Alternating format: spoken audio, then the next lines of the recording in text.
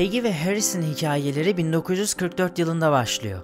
Peggy 22 yaşındaki Billy ismindeki bir pilot ile tanıştı ve ikisi de kısa bir süre içerisinde birbirlerine aşık oldular. Daha sonra çift evlilik kararını aldı ve dünya evine girdiler. Efsanevi bir aşk masalı gibi evlilik geçirmek isteyen çiftin sonları hiç de bekledikleri gibi olmayacaktı. Videomuza başlamadan önce videomuzu beğenmeyi ve kanalımıza abone olmayı lütfen unutmayın. İyi seyirler dileriz. Peggy ve Billy 1994 yılında evlendiler ve mutlu bir yaşam sürdürmeye başlamışlardı. Fakat kendilerini bekleyen kötü sonun farkında değillerdi. Evlendikten 6 ay sonra Billy, 2. Dünya Savaşı için Avrupa'ya yollandı. Peggy çok korkmuştu fakat gitmesi gerektiğini de biliyordu. Bu yüzden yapacağı hiçbir şey yoktu. Kocası eşyalarını topladı ve merkeze gitmek için yola çıkarken Peggy sessiz bir şekilde onu izliyordu. Bu hiç adil görünmüyordu çünkü az vakit geçirebilmişlerdi. Hemen ayrılmaları gerekiyordu.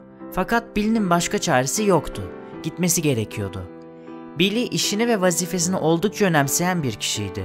Çocuk sahibi olduğu ve ailesini korumak için geri döndüğü günü beklemesi gerekecekti. Ama ikisi de bunun yaşanmama ihtimalinin olduğunu biliyordu. Billy Avrupa'ya gittikten sonra Peggy ile irtibatını kaybetti. Peggy endişelenmeye başlamıştı. Haftalar geçti, aylar geçti, hatta yıllar geçti, hala eşinden haber alamıyordu.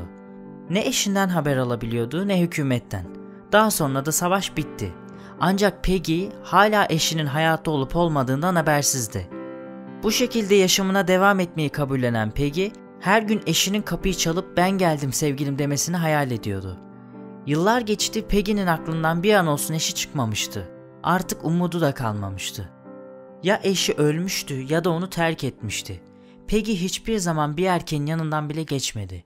Billy onun hayatının aşkıydı ve ona ihanet etmek istemiyordu. Ama sonunda Peggy pes etti ve eşinin öldüğünü kabul etti.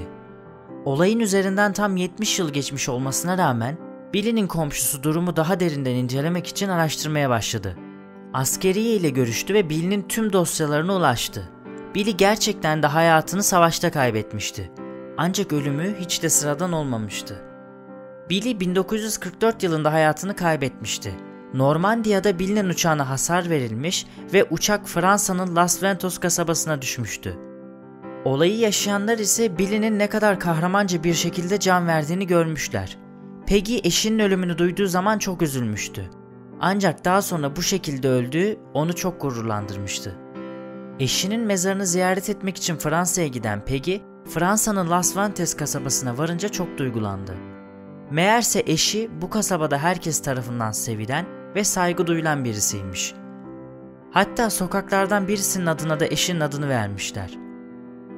Ayrıca kasaba sakinleri Billy için her yıl 3 kez anma töreni düzenliyormuş. Uçağın düştüğünü gören ve Billy'nin son nefesinde yanında olan bir adam ise bildiği her şeyi Peggy'ye anlattı.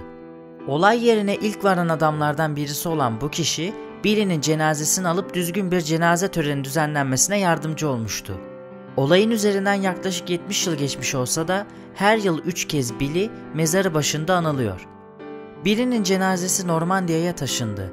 Ancak Las Ventos'taki anıtı halen duruyor. Peggy Fransa'yı ziyarete gittiği zaman eşinin cenazesiyle ilgilenen herkese teşekkür etti. Yaşlı adam "Keşke yaşamasına yardım edebilseydim, o zaman belki kavuşabilirdiniz" dedi. Peggy bu sözün üzerine "Sen elinden geleni yaptın" dedi. Bu sayede Peggy eşinin nasıl öldüğünü ve şu an nerede gömülü olduğunu öğrenmiş oldu.